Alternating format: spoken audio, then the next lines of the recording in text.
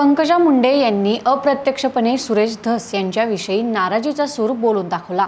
सुरेश धस माझं नाव घेऊन ज्या चर्चा करतात त्याबाबत मी प्रदेशाध्यक्ष चंद्रशेखर बावनकुळे यांना कळवलंय।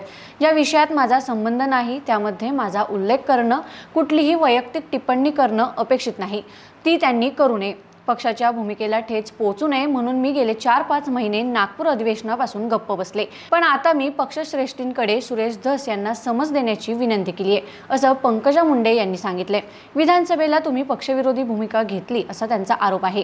त्यावर पंकजा मुंडे म्हणाल्या की मी प्रचार केलाय की नाही तुम्ही रेकॉर्डवर जाऊन पहा।